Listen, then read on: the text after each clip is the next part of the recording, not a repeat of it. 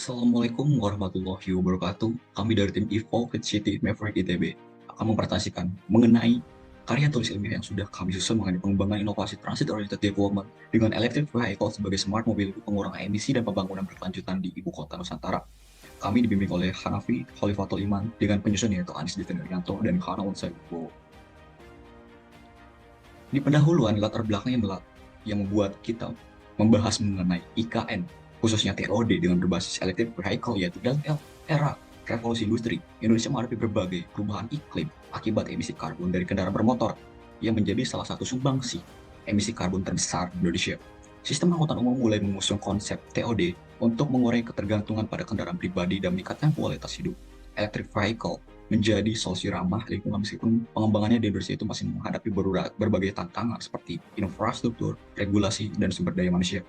Tujuan yang akan kami capai dari adanya karya tulis ilmiah ini yaitu mengetahui kesiapan performa electric vehicle di Indonesia, mengetahui dampaknya dan pandangan masyarakat terkait electric vehicle di Indonesia, dan mengetahui potensi pengembangan program COD berbasis electric vehicle di IKN, dan mengetahui konsep keberjalanan seperti apa program TOD yang ada di IKN dengan berbasis electric vehicle, di mana di sini ada berbagai manfaat, yaitu seperti untuk teoritis dan praktis. Untuk teoritis yaitu untuk diri pribadi, untuk berbagai ilmu pengetahuan ke depannya, yaitu untuk menjadi wawasan baru dan juga inspirasi penelitian berkelanjutan. Kemudian untuk manfaatnya bagi masyarakat, bagi pemerintah, yaitu untuk meningkatkan pemahaman mengenai pentingnya mengurangi emisi gas, memberikan informasi dan mendorong pertumbuhan ekonomi dan sosial melalui pembauran fungsi lahan, serta untuk gaya hidup yang sehat dan berkelanjutan. Kemudian untuk dari pemerintah sendiri yaitu untuk mendukung visi Smart City dan Green City, dan juga menggunakan sumber energi terbarukan yang tersedia dan meningkatkan adanya kualitas lingkungan dan kesehatan masyarakat dengan mengurangi emisi gas dan polusi udara. Untuk metodologi penelitian yang kami gunakan yaitu menggunakan data sekunder yang kami ambil dari berbagai sumber seperti salah satunya itu website IKN dan BPS. Untuk metode analisis yang digunakan yaitu metode kualitatif deskriptif dengan pendekatan literatur review. Adapun beberapa hal yang kami analisis ini terlihat pada diagram yang sudah kami buat, di mana kita menganalisis mengenai 3 analisis utama. Dari analisis dampak pandangan itu akan menghasilkan output berupa dampak penggunaan electric vehicle dan pandangan masyarakat terkait electric vehicle. Kemudian untuk analisis potensi kami membagi menjadi 4 aspek, yaitu aspek fisik lingkungan, sarana dan prasarana, aspek lembaga dan sosial ekonomi, sehingga nanti akan didapatkan suatu analisis yang komprehensif mengenai konsep transit development berbasis electric vehicle di ibu kota Nusantara. Untuk literatur yang kami gunakan menggunakan berbagai konsep seperti yang pertama yaitu TOD. Konsep TOD yaitu strategi perancangan kota berkelanjutan yang mengintegrasikan stasiun transportasi umum dengan aktivitas kota, menekankan akses mudah ke lokasi transit, kerapatan penggunaan lahan, dan ruang pejalan kaki yang ramah. Kemudian untuk prinsipnya sendiri yaitu di mana mengedepankan ataupun menerapkan 8 prinsip utama, termasuk menciptakan lingkungan pejalan kaki yang aman, mengutamakan kendaraan motoris, dan mengoptimalkan penggunaan transportasi umum serta tata guna lahan campuran. Kemudian untuk electric vehicle-nya sendiri yaitu seperti kendaraan bermotor, motor listrik, mobil listrik, dan lain sebagainya. Ada berbagai jenis electric vehicle di sini yang perlu ataupun bisa diterapkan di Indonesia. Kemudian kami mengambil juga tentang emisi karbon, yang dimana adalah suatu pembakaran dari bahan bakar karbon. Dan ini akan meningkatkan suhu bumi yang membahayakan kehidupan laut serta risiko penyakit pernafasan, kardiovaskular, dan kanker bagi manusia. Kemudian di sini juga kami mengambil konsep mengenai pembangunan berkelanjutan yang dimana bertujuan untuk memenuhi kebutuhan saat ini tanpa merugikan generasi yang akan datang, sehingga generasi yang akan datang nantinya masih dapat menikmati sumber daya yang ada dari yang apa kita rasakan saat ini. Baik, seperti yang sudah dijelaskan terkait bagaimana latar belakang dari kami memiliki inovasi terkait dengan program pengembangan Transit Oriented Development berbasis electric vehicle sampai kepada teori sebagai gambaran umum dalam menerapkan inovasi ini. Selanjutnya, saya akan menjelaskan lebih dalam terkait dengan bagaimana inovasi kami akan dituangkan dalam sistem transportasi di Ibu Kota Nusantara. Namun, sebelum masuk pada konsep inovasi TOD berbasis electric vehicle ini, kami terlebih dahulu melakukan analisis mengenai kesiapan, performa, dan analisis wilayah di Ibu Kota Nusantara untuk mengetahui apakah inovasi dan konsep ini cocok diterapkan dan dikembangkan di sana. Baik, masuk kepada yang pertama yaitu analisis kesiapan dan performa electric vehicle di Indonesia yang diawali dengan proyeksi pengembangan. Dalam mengembangkan rencana program kendaraan listrik di mana permintaan kendaraan akan semakin meningkat tiap tahunnya. Pemerintah Indonesia melakukan inovasi dengan mengembangkan program kendaraan listrik sebagai bentuk dari pembangunan berkelanjutan. Untuk mendukung aktivitas masyarakat berdasarkan data jumlah kendaraan listrik tahun 2020 sampai 2022 di Indonesia, tercatat bahwa jumlah penggunaan motor listrik meningkat 13 kali lipat. Sedangkan jumlah penggunaan mobil listrik juga meningkat sebesar 3 33 kali lipat. Meski industri ini memiliki potensi yang cukup besar, namun ada saja sejumlah hambatan yang membuat masyarakat Indonesia masih ragu untuk beralih ke electric vehicle.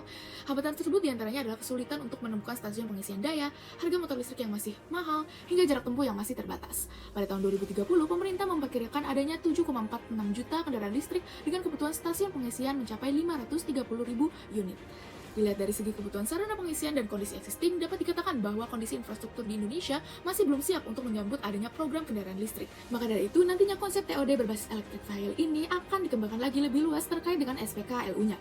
Kedua, yaitu analisis kebijakan program pemerintah, di mana kita tinjau dua peraturan, yakni Peraturan Presiden Republik Indonesia Nomor 22 Tahun 2017 tentang Rencana Umum Energi Nasional dan Peraturan Pemerintah Republik Indonesia Nomor 55 Tahun 2012 terkait dengan kendaraan listrik. Secara singkat, peraturan ini menjelaskan terkait dengan pengembangan kendaraan listrik dan bagaimana emisi gas buang yang dihasilkan. Dalam hal ini, peraturan pemerintah belum mencantumkan lebih dalam terkait dengan bagaimana kajian terkait dampak lingkungan, penyediaan infrastruktur yang memadai, teknis penggunaan dan peruntukan kendaraan listrik. Oleh karena itu, pemerintah harus membuat kebijakan khusus terkait dengan program ini agar dapat mendorong dan memberikan kepastian terhadap semua pihak yang terkait. Ketiga adalah performa electric vehicle, di mana kesiapan dari performa kendaraan listrik ini dapat dilihat dari 6 indikator, di mana PHEV inilah yang menjadi tipe kendaraan listrik terbaik untuk program inovasi kami. Selanjutnya adalah kami menganalisis dampak ke depannya jika program inovasi kami dijalankan di IKN, yaitu pertama mulai dari dampak penggunaan electric vehicle itu sendiri. Terdapat beberapa dampak negatif adanya produksi dan penggunaan mobil listrik ini, diantaranya memicu pencemaran lingkungan di perairan karena dalam proses pembuatan baterai memakai mineral seperti kobalt, nikel, litium yang akan menghasilkan limbah asam dan dampak lingkungan yang akan sulit dikontrol. Namun, di samping itu, terdapat beberapa dampak positif yang diberikan oleh adanya kendaraan listrik. Di antaranya adalah konsumsi energi yang lebih efisien, di mana kendaraan listrik ini tidak menggunakan pembakaran bahan bakar, melainkan dengan mengubah energi menjadi gerakan. Tidak menyebabkan polusi suara, lebih sedikit menghasilkan gas emisi buang yang akan berpengaruh dalam pengurangan dampak negatif terhadap kualitas udara dan juga iklim. Selain itu, penggunaan electric vehicle ini mengurangi penggunaan bahan bakar minyak yang akan semakin langka jika diproyeksikan ke dalam beberapa tahun mendatang. Alasan dari tiadakannya program kendaraan listrik sebagai smart mobility ini adalah untuk mengurangi penggunaan bahan bakar fosil yang memiliki sifat energi yang tidak terbarukan, dan juga untuk meminimalisir dampak penghasil emisi yang berlebihan. Dan kedua adalah terkait pandangan masyarakat tentang electric vehicle ini, di mana sebesar 44,3% masyarakat yakin terhadap adanya pengembangan TOD berbasis electric vehicle ini. Setelah mengetahui bagaimana performa, kesiapan, dan dampak yang dihasilkan oleh konsep TOD berbasis electric vehicle ini, dapat disimpulkan bahwa program ini dapat mendukung sistem transportasi dan sistem aktivitas di IKN dengan tetap perlu adanya penyesuaian peraturan dan penyediaan infrastruktur terkait. Selanjutnya akan dianalisis terkait dengan potensi pengembangan program TOD berbasis electric vehicle di IKN. Apakah cocok atau tidak jika dikembangkan? Mulai dari aspek fisik dan lingkungan, kami meninjau gambaran umum, guna lahan, dan kebencanaan di wilayah IKN. Ibu kota Nusantara berada pada wilayah Kabupaten Penajam Pasar Utara dan Kabupaten Kutai Kartanegara. Luas wilayah darat ini memiliki luas kurang lebih 256.142 hektar, sementara wilayah perairan laut seluas kurang lebih 68.189 hektar. Wilayah darat IKN ini nantinya akan terbagi menjadi dua kawasan, yaitu kawasan IKN dengan luas kurang lebih 56.180 hektar yang akan menjadi kawasan inti pusat IKN. Sementara pembangunan kawasan pengembangan seluas kurang lebih 199.962 hektar dengan batas-batas sebagai berikut. Ibu kota Nusantara akan direncanakan termasuk ke dalam koridor Smart Forest City dengan total 63% dari total luas lahan, yaitu seluas 6.000 hektar IKN akan difungsikan sebagai hutan kota. Berdasarkan peta guna lahan di Ibu kota Nusantara ini, dapat disimpulkan bahwa konsep Transit Oriented Development dari transportasi berbasis electric vehicle ini akan mendukung konsep Smart Forest City dengan pengurangan kendaraan pribadi dan pengurangan emisi yang dihasilkan dari kendaraan bermotor. Maka dari itu, inovasi ini dapat diharapkan sesuai dengan pengembangan Ibu kota Nusantara sesuai dengan pembangunan berkelanjutan. Berdasarkan kerawanan bencana pun dapat dilihat bahwa adanya risiko gerakan tanah dan tsunami diakibatkan 3 sesar aktif di sekitar kawasan IKN. Berdasarkan analisis kerawanan bencana yang terjadi di Ibu kota Nusantara, perlu dilakukan penyesuaian terkait dengan konsep Transit Oriented Development terhadap kerawanan bencana yang ada, sehingga konsep TOD ini dapat menjadi pengembangan utama sebagai pendukung sistem pergerakan aktivitas masyarakat. Penyesuaian ini dapat berupa penyesuaian sistem konstruksi, mitigasi sistem risiko yang terjadi, dan juga penanganan bencana. Masuk kepada aspek sarana dan prasarana. Di sini kami meninjau volume kendaraan dan juga kondisi jalan untuk mendukung konsep inovasi kami. Dan hasilnya adalah pembebanan pergerakan lalu lintas pada jaringan jalan didominasi oleh kendaraan pribadi. Hal ini yang menjadi alasan kami dalam membangun konsep dan inovasi TOD berbasis electric vehicle untuk mendukung masyarakat menggunakan transportasi umum. Karena anggota Komisi B DPRD DKI Jakarta, Gilbert Simanjuntak, mengatakan bahwa dengan adanya kendaraan listrik itu tidak mengubah penyebab polusi, namun peningkatan transportasi publik lah yang harusnya menjadi prioritas dari pengurangan polusi udara di Indonesia. Terkait dengan kondisi jalan dalam Rencana Pembangunan Jangka Menengah Daerah atau RPJMD 2018 sampai 2023 menggambarkan kondisi jalan yang rusak berat yaitu 32,15 km pada ruas jalan Semoy, kemudian pada ruas jalan Sepaku, Petung, Penajam sepanjang 48,72 km. Mengingat bahwa potensi yang dimiliki oleh Kabupaten Penajam, Pasar Utara, dan juga Kutai Kartanegara yaitu pada sektor pertanian, peternakan, dan juga kehutanan. Berdasarkan potensi tersebut, kelayakan atas sarana dan prasarana perlu ditingkatkan agar dapat memberikan dampak baik pada pendapatan per kapita daerah yang merupakan salah satu indikator keberhasilan pembangunan. Masuk kepada aspek kelembagaan, di mana kami melakukan stakeholder mapping sebagai berikut. Sebagian besar stakeholder berada di kuadran manage closely, yang berarti mereka memiliki kepentingan dan kekuasaan yang tinggi terhadap IKN, dan perlu dikelola dengan baik agar tetap mendukung proyek tersebut. Stakeholder yang berada di kuadran keep satisfy memiliki kepentingan yang tinggi tetapi kekuasaan yang sedang, sehingga perlu dipuaskan dengan memberikan manfaat dan insentif yang sesuai. Stakeholder yang berada di kuadran keep informed memiliki kepentingan yang rendah tetapi kekuasaan yang sedang, sehingga perlu diberi informasi yang cukup agar tidak merasa terabaikan atau mengganggu proyek. Dan yang terakhir adalah stakeholder yang berada di kuadran monitor memiliki kepentingan dan kekuasaan yang rendah, sehingga perlu dimonitor secara berkala agar tidak menjadi potensi dan masalah. Dilakukan juga terkait analisis LQ yang meninjau terkait dengan PDRB Penajam Pasar Utara unggul di 6 lapangan usaha, yaitu pertambangan dan penggalian sebesar 2,59, pertanian, kehutanan, dan perikanan sebesar 1,71, dan konstruksi sebesar 1,41. Sementara itu, Kutai Kartanegara hanya unggul di 2 lapangan pekerjaan saja, yaitu pertambangan dan penggalian 7,14, dan pertanian, kehutanan, dan perikanan yaitu 1,01. Kedua wilayah ini memiliki potensi besar di pertambangan dan penggalian, serta pertanian, kehutanan, dan juga perikanan.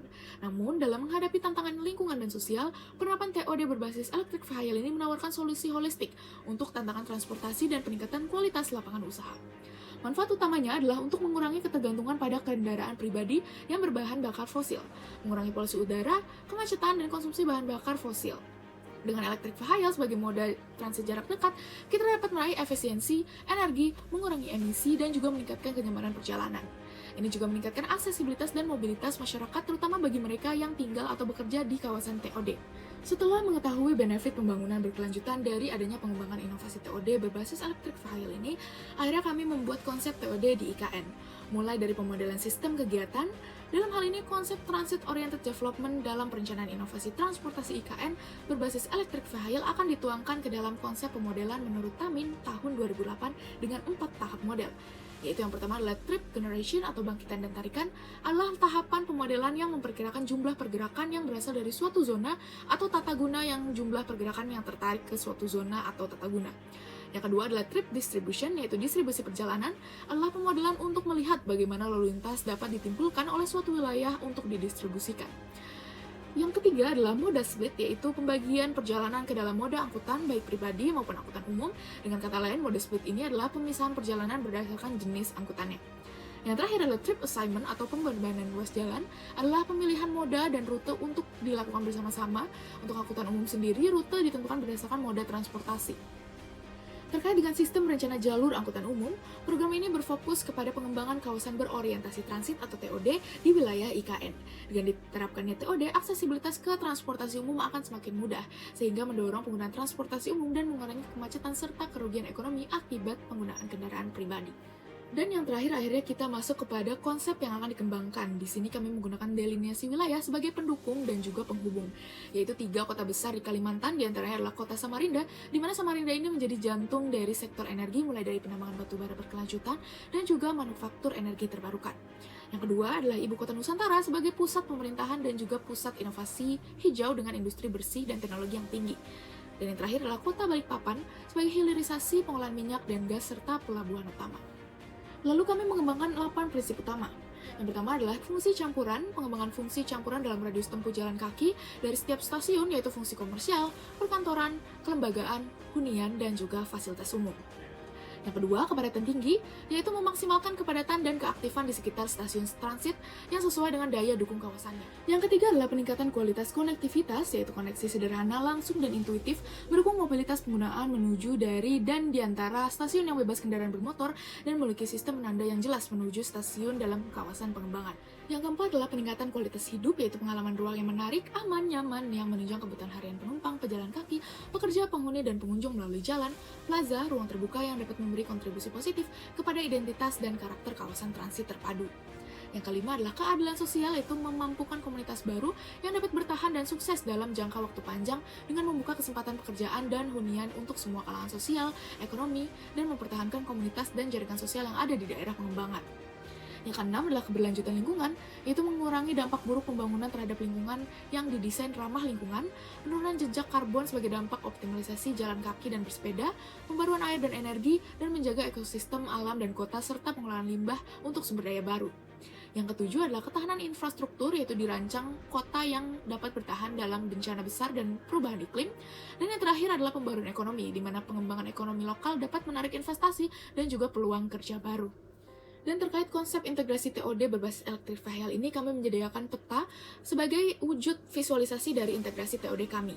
Kami menghadirkan 5 moda transportasi berbeda di kawasan ini, yaitu Mass Rapid Transit atau MRT, Bus Rapid Transit atau BRT, kereta komuter atau komuter lain, kereta Light Rapid Transit atau LRT, dan angkutan umum kendaraan motor, baik mobil maupun motor berbasis electric vehicle. Dalam hal ini, integrasi yang akan dilakukan adalah dengan menghubungkan kota-kota penting penunjang aktivitas masyarakat dalam suatu sistem angkutan umum.